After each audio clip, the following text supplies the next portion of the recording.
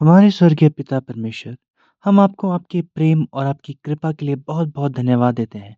विशेष रूप से इस समय के लिए जब हम मुक्ति के इतिहास की छठी पुस्तक का अध्ययन कर रहे हैं, जो अंग्रेजी में प्रकाशित होगी। और हम आपके वचन का अध्ययन करके एक साथ संगति और आराधना के इस समय के लिए आपको बहुत-बहुत धन्यवाद देते हैं। हम पिता से प्रार्थना करते हैं कि जैसे-जैसे हम आपके मुक्ति के इतिहास में भाग लेते हैं, हम वास्तव में आत्मिक लेवीय, आत्मिक याजक बनने में सक्षम हो सके, जो आपके आत्मिक तंबू में सेवा करने में सक्षम है। हम आपके वचन की घोषणा करने में सक्षम हो सकें। हम आपकी सेवा करने और चर्च की सेवा करने में सक्षम हो सके, ताकि आपको सारी महिमा प्राप्त हो सके। इस समय के लिए धन्यवाद जो आपने हमें दिया है। हम आपके और एक दूसरे के साथ संगति में धन्य हों और हम यीशु मसीह के नाम पर यह प्रार्थना करते हैं। आमीन। तो पिछले महीने इन पिछले 4 हफ्तों में हमारे साथ रहने के लिए एक बार फिर से धन्यवाद। आज का शीर्षक मुक्ति के इतिहास में पुरोहित्य है और हम पिछले सप्ताह से पुरोहित्य और ज्येष्ठ पुत्र से संबंध में जारी रख रहे हैं। तो यह उसके लिए दूसरा और अंतिम व्याख्यान है और मेरे पास यहाँ अंग्रेजी पुस्तक है जो प्रकाशित होगी। या मुझे लगता है कि यह प्रकाशित हो चुकी है और इसे वास्तव में अब अमेरिका भेजा जा रहा है और अप्रैल के अंत में सीएलसी द्वारा वितरण के माध्यम से उपलब्ध होना चाहिए।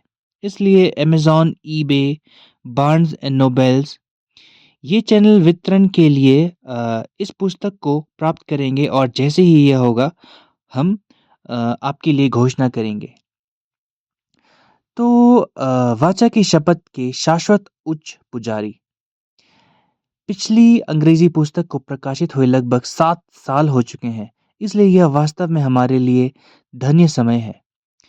पिछले महीने के अध्ययन इस पुस्तक में दिए गए विवरणों में नहीं थे, लेकिन इसमें बहुत सी पृष्ठभूमि शामिल है जो मुझे लगता है कि महत्वपूर्ण है, क्योंकि हम पुजारी का अध्ययन करते हैं, जैसा कि हम वंशावली का अध्ययन करते हैं, जैसा कि हम उन कर्तव्यों का अध्ययन करते हैं जिनके लिए पुजारी जिम्मेदार थे और हम कैसे यीशु मसीह की ओर ले ये हमें कैसे यीशु मसीह की ओर ले जाता है। इसलिए आज हम ज्येष्ठ पुत्र पर अपने अध्ययन को समाप्त करेंगे और हमें हमारी शुरुआती वचन के लिए गिनती 3 का 40 और 41 को एक साथ पढ़ना चाहूंगा। यहोवा ने मूसा से कहा, इज़राइल में सभी 1 महीने या उससे अधिक उम्र के पहिलौठे लड़के और पुरुषों को गिनो। उनके नामों की एक सूची बनाओ। अब मैं इज़राइल के सभी पहिलौठों लड़कों और पुरुषों को नहीं लूँगा। अब मैं अर्थात यहोवा लेवी वंश को ही लूँगा। इज़राइल के अन्य सभी लोगों के पहलौठे जानवरों को लेने के स्थान पर अब मैं लेवी वंशी के लोगों के पहलौठे जानवरों को ही लूँगा। और यह परमेश्वर का वचन है। आमीन। इसलिए जब हम इस आयत को देखते हैं तो हमें परमेश्वर की आज्ञा दिखाई देती है। इसलिए सबसे पहले इज़राइल के सभी पहिलौठों की गिनती करो और फिर तुम लेवियों को लोगे। इसलिए परमेश्वर चाहता है कि लोग जाने कि उसके कितने पहिलौठे हैं और उसके वचन के अनुसार पहिलौठे परमेश्वर के हैं। इसलिए निर्गमन 13 का 2 यह कहता है, प्रत्येक पहिलौठा इज़राइली लड़का मुझे समर्पित होगा। यह एक स्त्री का पहलौठा नर बच्चा मेरा ही होगा। तुम लोग हर एक नर पहलौठा जानवर को भी मुझे समर्पित करना। इसलिए यह सचमुच महत्वपूर्ण है क्योंकि यह परमेश्वर का है। इसलिए यदि आपको पिछले सप्ताह का हमारा आरंभिक वचन याद हो, निर्गमन 4 का 22, तो तुम फिरौन से कहना, इसलिए जब हम परमेश्वर को यह कहते हुए देखते हैं कि मेरे लिए हर ज्येष्ठ को या पहलौठे को पवित्र करो, तो परमेश्वर यह कहता है कि जो कुछ मेरा है उसे पवित्र करो। इसलिए हम तो आत्मिक ज्येष्ठ या आत्मिक पहलौठे हैं। यह परमेश्वर कह रहा है कि तुम मेरे हो। और निर्गमन 4 का 23 यहोवा कहता है, इज़राइल मेरा पहलौठा पुत्र है और मैं तुमसे कहता हूँ कि मेरे पुत्र को जाने दो तथा मेरी उपासना करने दो। यदि तुम इज़राइल को जाने से मना करते हो, तो मैं तुम्हारे पहलौठे पुत्र को मार डालूँगा। तो यहाँ हम वास्तव में मुक्ति के इस धारणा को देखते हैं। मुक्ति क्या है? यह ऐसा है जैसे कुछ दिया जाना चाहिए या कोई कई मामलों में कुछ और प्राप्त करने के लिए ऋण चुकाना होगा। इसलिए यदि आप जेल में थे और आप कहते हैं कि आपको छुड़ाया गया है, तो या तो आपने अपना समय लगाया या शायद कोई आपके सभी ऋणों का भुगतान करता है। मान लीजिए कि एक व्यापारिक सौदा गलत हो गया और आपको जेल में डाल दिया गया, लेकिन फिर किसी ने आपके सभी ऋणों का भुगतान किया और आपको छुड़ाया गया, क्योंकि जो बकाया था वह चुका दिया गया है और अब आप स्वतंत्र हैं। हम इसे निर्कश की ओर फिर से देखने जा रहे हैं, लेकिन परमेश्वर के ज्येष्ठ पुत्र को मुक्त करने के लिए वास्तव में सारा फ़िरौन के ज्येष्ठ पुत्र को ले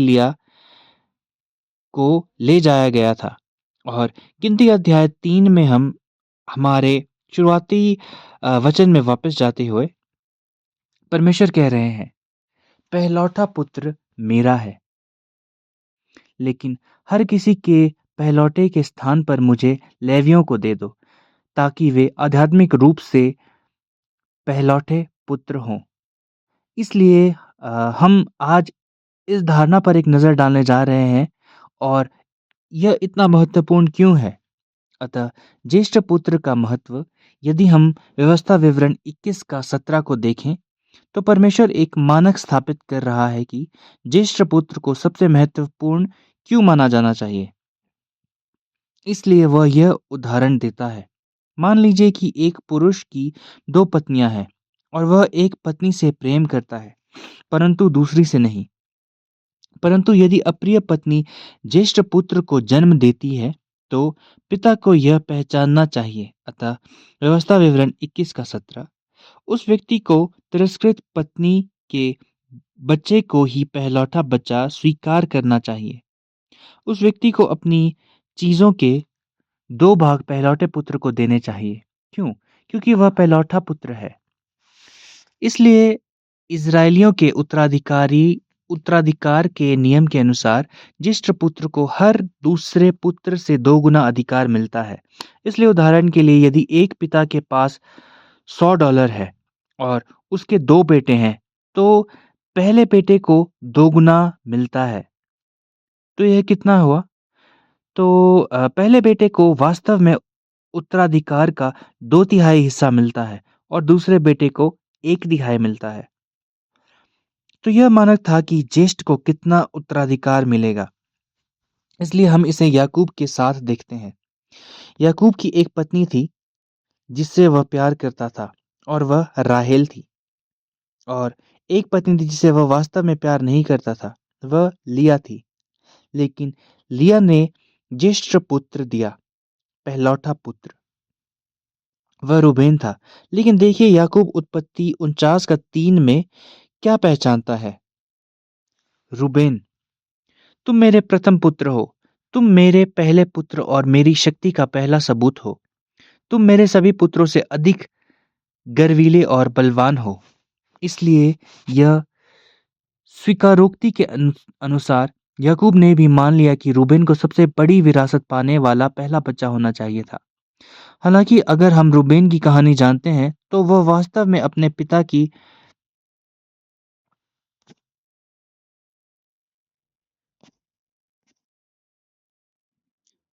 उपपत्नी बिल्हा के साथ गया और सोया। उसने अपने पिता के बिस्तर का उल्लंघन किया, इसलिए उसने ज्येष्ठ पुत्र का यह अधिकार खो दिया। और मशाल की वाचा में संक्षेप में यहूदा वंशावली का ज्येष्ठ पुत्र यूसुफ बन जाता है और वाचा का ज्येष्ठ पुत्र बन जाता है। लेकिन रूबेन ने अपना स्थान खो दिया। लेकिन यह इस तथ्य को नहीं बदलता है कि ठीक से ज्येष्ठ पुत्र या पहलौठा पुत्र पिता की ताकत की शुरुआत है और उसे पिता की हर चीज या सबसे अधिक विरासत में मिलना चाहिए जो पिता के पास है, जो उसे अपनी विरासत को आगे बढ़ाने के लिए है। और यह ज्येष्ठ पुत्र की जिम्मेदारी है। और परमेश्वर के ज्येष्ठ पुत्र को मिस्र से बुलाया गया था। हमने पिछले सप्ताह इसकी समीक्षा की। निर्गमन 4 का 23। मेरे पुत्र को जाने दो तथा मेरी उपासना करने दो। अतः होशे 11 का 1। वे कंपकपाते पक्षियों सी मिस्र में आएंगे। वे कंपकपाते कपोत सी अश्शूर की धरती से आएंगे और मैं उन्हें उनके घर वापस ले जाऊंगा। यहोवा ने यह कहा था। और हमने पिछले सप्ताह मत्ती अध्याय 2 पद 14 और 15 में भी देखा कि कैसे जब यीशु हेरोदेस के उत्पीड़न से भाग गया और परमेश्वर ने उसे वापस बुलाया, तो होशे की यह भविष्यवाणी पूरी हुई। मैंने अपने बेटे को मिस्र से बुलाया, क्योंकि हेरोदेस को यीशु ने धमकाया था, क्योंकि 3 बुद्धिमान पुरुष यह कहने आए थे, हम राजा की पूजा करने आए हैं। और हेरोदेस ने किसी भी संभावित खतरे से छुटकारा पाना चाहता था। इसलिए उसने 2 साल या उससे कम उम्र के सभी शिशुओं को मार डाला और अ, यूसुफ यीशु और मरियम को लेकर मिस्र भाग गया। लेकिन फिर हेरोदेस के मरने के बाद उन्हें वापस लाया गया। तो यह होशे की भविष्यवाणी की पूर्ति थी। और यह परमेश्वर का ज्येष्ठ पुत्र है जिसे मिस्र से बुलाया गया। लेकिन उसे मिस्र से क्यों बुलाया गया? ताकि बेटा पिता की सेवा कर सके। इसलिए हमें इस शब्द पर एक नजर डालनी होगी, सेवा करो। निर्गमन 4 का 23। मेरे पुत्र को जाने दो तथा मेरी उपासना करने दो। और हिब्रू भाषा में यह आबाद है और यह एक बहुत ही परिचित शब्द होना चाहिए। हमने यह शब्द आबाद पहले कहाँ देखा है? इसलिए यदि हम उत्पत्ति 2 के 15 को याद करें, यहोवा ने मनुष्य को अदन के बाग में रखा।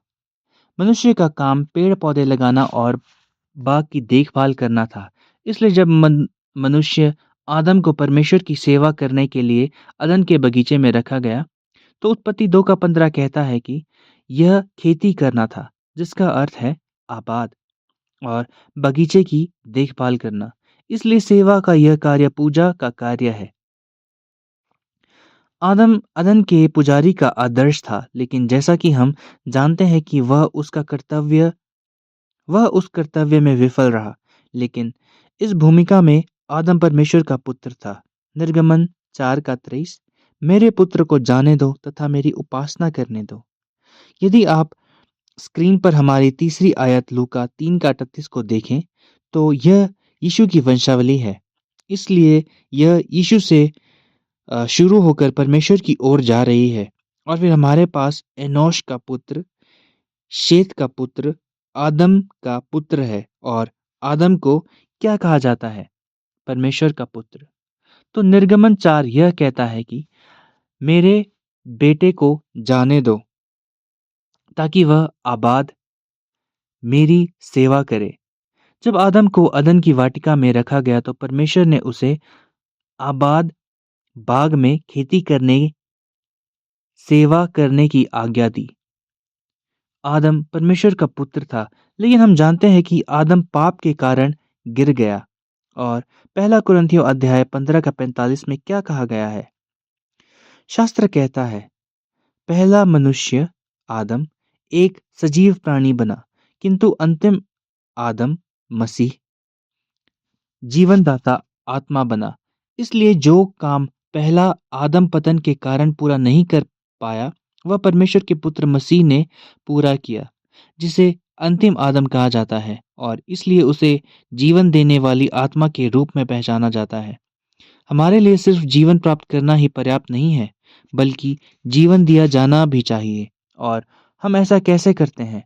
हम इसे निष्कर्ष की ओर देखेंगे, लेकिन एक पूर्वालोकन देने के लिए यह वचन के माध्यम से होता है। और जब हम सेवा करते हैं, तो हमें वचन के अनुसार सेवा करनी चाहिए और यही परमेश्वर के पुत्र की भूमिका है।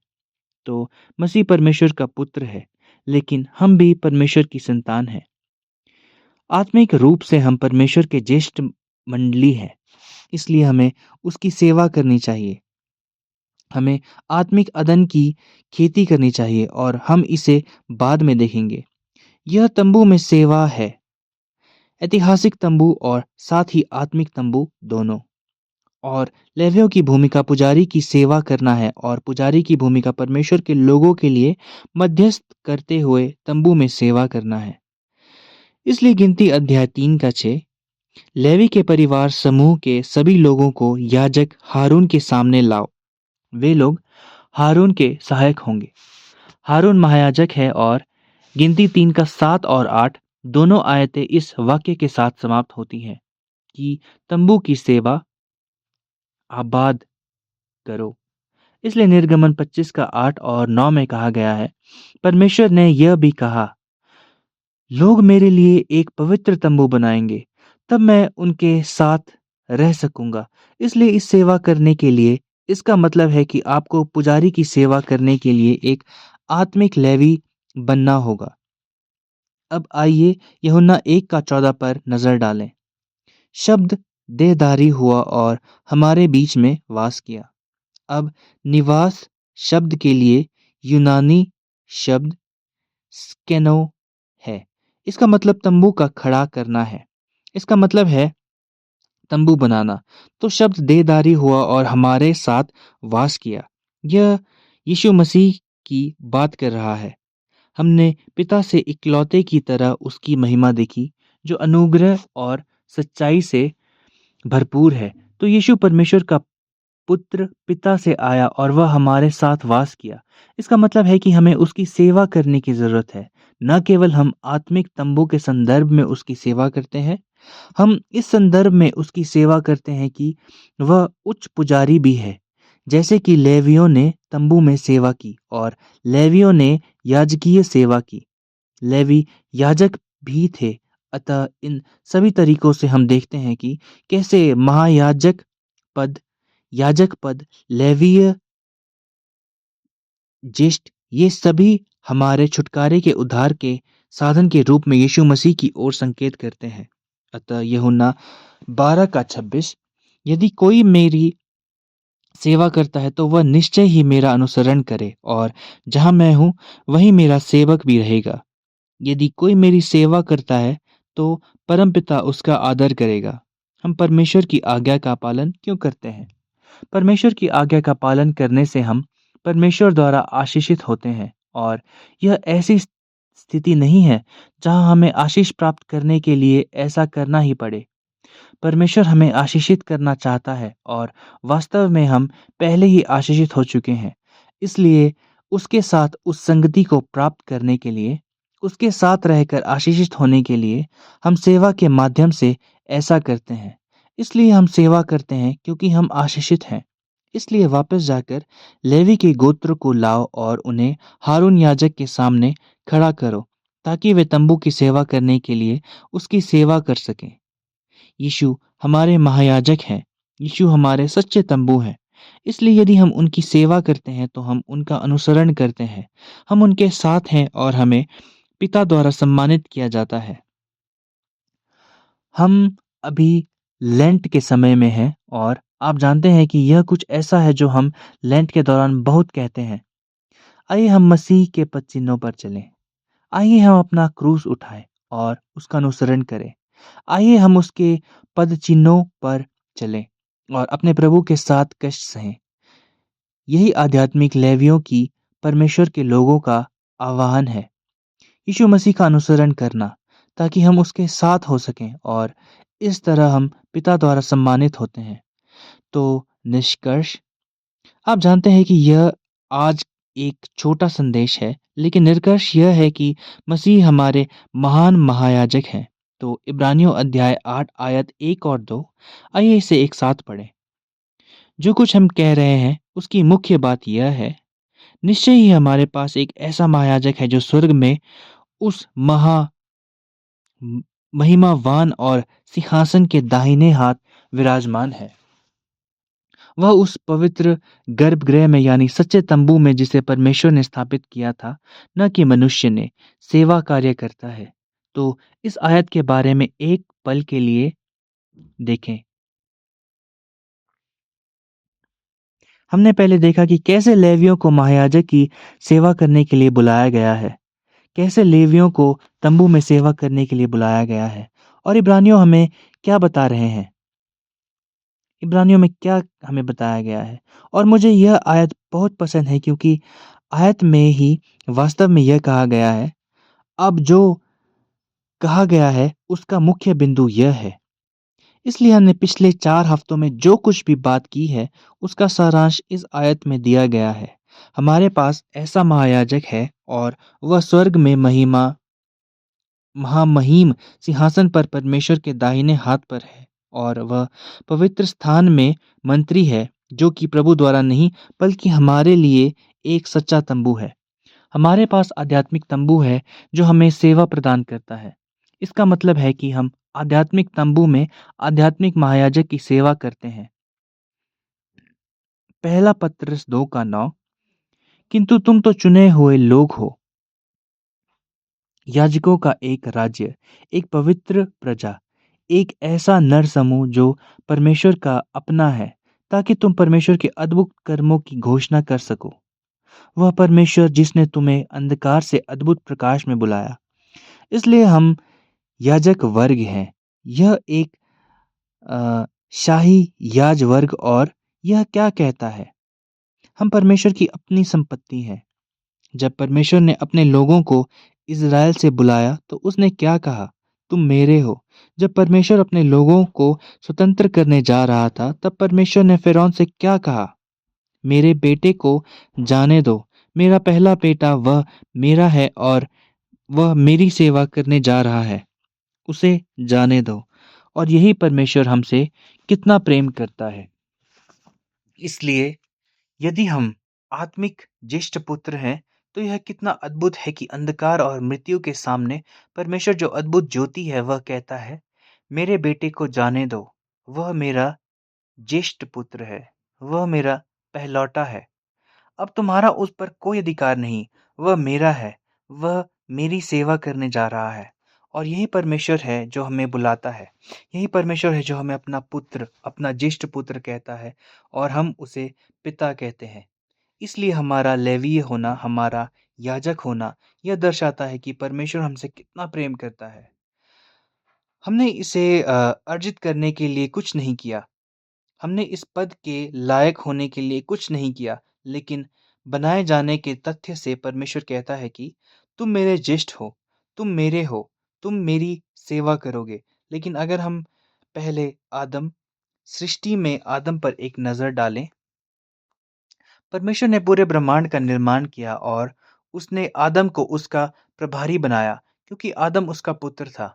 वह उसका स्वरूप वाहक था और वह परमेश्वर की सृष्टि के लिए जिम्मेवार था। और परमेश्वर ने आदम को उस स्थान पर रखा क्योंकि परमेश्वर को आदम से बहुत प्यार था। और यही पुजारी का पद है।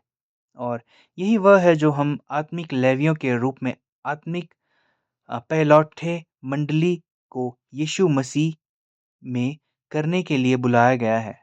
इसलिए पहलौठे या ज्येष्ठ में लेवियों गिनती अध्याय 3 आयत 45।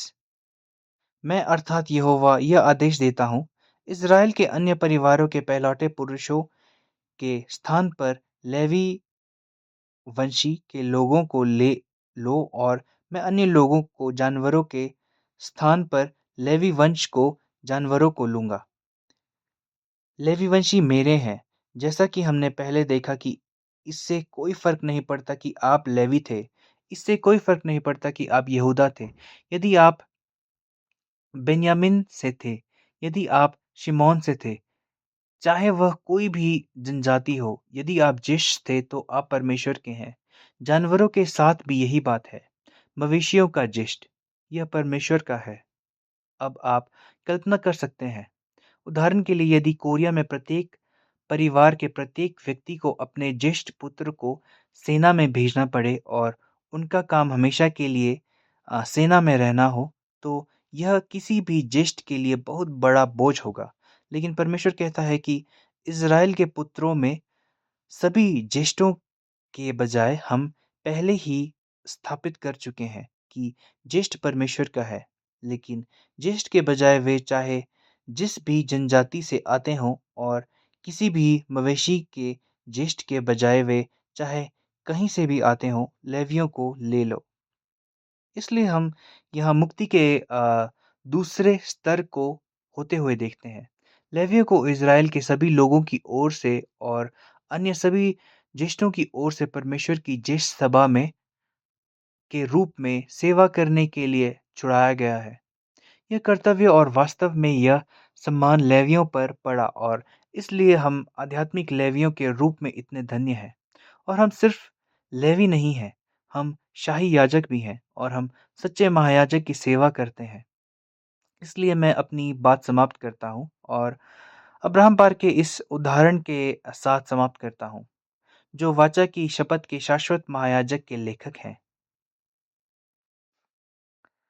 और पृष्ठ 125 पर उनका यह उदाहरण है। इस प्रकार लेवी का गोत्र इज़राइल के ज्येष्ठ पुत्रों की जगह लेने के लिए ज्येष्ठों का एक समूह बन गया और यह महत्वपूर्ण बिंदु है। दूसरे शब्दों में वे पूरे इज़राइल को छुड़ाने के कार्य के लिए पूरी तरह से समर्पित थे। अब इस बारे में सोचें, यह पूरा गोत्र पूरी तरह से परमेश्वर के सभी लोगों को छुड़ाने के लिए समर्पित था और इसकी चर्चा छठी पुस्तक वाचा के शपथ के शाश्वत महायाजक में की गई है। यह याजकत्व की पृष्ठभूमि है, इसलिए लेवी का गोत्र अपने आप में बहुत अद्भुत है। लेवी के गोत्र में हारून के वंशज याजक हैं और याजकों में ज्येष्ठ वंश महायाजक है। इसलिए परमेश्वर के छुटकारे के इतिहास या मुक्ति के इतिहास की यह व्यवस्था कितनी अद्भुत है। और अंतिम निष्कर्ष, मसीह सच्चा ज्येष्ठ, बेशक वह सच्चा महायाजक है और हम उसके हैं। इसलिए कुलस्सियों 1 का 8 उत्तरार्ध मसीह की बात करते हुए कहता है, आत्मा के द्वारा उत्तेजित तुम्हारे प्रेम के विषय में उसने भी हमें बताया है। इसलिए यह कहना कि आप ज्येष्ठ हैं, इसका मतलब है कि आप मृतकों में से वापस आ गए हैं। यह कितना आश्चर्यजनक है। और पहला कुरिन्थियों 15 का 20 और फिर हम आयत 23 को देखेंगे। किंतु अब वास्तविकता यह है कि मसीह को मरे हुओं में से जिलाया गया है। वह मरे हुओं की फसह का पहला फल है। अतः निसंदेह मसीह पुनरुत्थान का ज्येष्ठ पुत्र है। परंतु पद 23, किंतु हर एक को उसके अपने कर्म के अनुसार सबसे पहले मसीह को जो फसल का पहला फल है और फिर उसके पुनः आगमन पर उसको जो मसीह के हैं। इसलिए मसीह परमेश्वर का इकलौता पुत्र है। वह प्रथमों में प्रथम है, सबसे पहला जन्मा। किसके प्रथम फल हैं? जो मरे हुओं में से जिलाए गए हैं और फिर जो मसीह के हैं, वे उसके हैं। तो इस तरह हम वास्तव में ज्येष्ठों की सभा में जाते हैं और ज्येष्ठों की सभा का काम क्या है? यह परमेश्वर के लोगों को छुड़ाना है। इसलिए हमें परमेश्वर के वचन की घोषणा करने के लिए अपनी शक्ति में सब कुछ करना है। उसके वचन में जीवित है और उसके वचन में मसीह का रहस्य है। इसलिए उसके कलीसिया आत्मिक तंबू में सेवा करना, हमारे महायाजक की सेवा करना, वचन में ऐसा करना है। इसलिए हम यहाँ निष्कर्ष निकालेंगे। यह मेरी आशा और प्रार्थना है कि न केवल पुरोहिताई के संबंध में छुटकारे के इतिहास या मुक्ति के इतिहास की छठी पुस्तक और न केवल मुक्ति के इतिहास में जो अब तक प्रकाशित हुआ है, बल्कि सृष्टि के आरंभ से लेकर अब तक नई सृष्टि तक परमेश्वर के मुक्ति के पूरे इतिहास में यह मेरी आशा है और प्रार्थना है कि हम सभी ज्येष्ठों की उस सभा का हिस्सा बन सकें, कि हम सभी आत्मिक लेवी न- बन सकें, कि हम सभी आत्मिक याजक बन सकें, जो हमारे सच्चे महायाजक की सेवा करते हैं और सच्चे तंबू में सेवा करते हैं, ताकि हम अपने परमेश्वर की आराधना कर सकें, हम उनकी सेवा कर सकें और ऐसा करके हम सभी उस मुक्ति में भाग ले सकें जो हमें यीशु मसीह में मिला है और पुनरुत्थान का जो ज्येष्ठ है। हम उस अनंत जीवन का अनुभव कर सकें और रूपांतरण के माध्यम से इसका अनुभव करने का आशीर्वाद भी मिले। आमीन। तो आइए प्रार्थना और प्रभु की प्रार्थना के साथ समाप्त करें। हमारे पिता, हम आपके प्रेम और अनुग्रह के लिए आपका बहुत-बहुत धन्यवाद करते हैं। हम आपका धन्यवाद करते हैं कि आपने हमें अपना होने के लिए बुलाया है। आपने हमें अपने आत्मिक लेवियों के रूप में ज्येष्ठों की सभा में शामिल होने के लिए बुलाया है, जो आत्मिक तंबू में सेवा करते हैं। आपने हमें अपने चुने हुए लोगों के रूप में शाही याजक पद के रूप में नियुक्त किया है। और हम प्रार्थना करते हैं कि हम आपकी सेवा कर सकें, ताकि हम अनंत जीवन में भाग ले सकें। पिता परमेश्वर का यह आशीर्वाद हो सकता है कि यह सुसमाचार दुनिया भर के सभी लोगों को घोषित किया जाए, ताकि मुक्ति इतिहास की सीमाएं आपकी सारी सृष्टि और मुझे शामिल करने के लिए विस्तरित हो सकें, और हम आपके साथ सच्चे तंबू में रहने के लिए आपके साथ संगति कर सकें, जो स्वर्ग है। हम आपका बहुत बहुत धन्यवाद करते हैं और यीशु के नाम से प्रार्थना करते हैं। आमीन।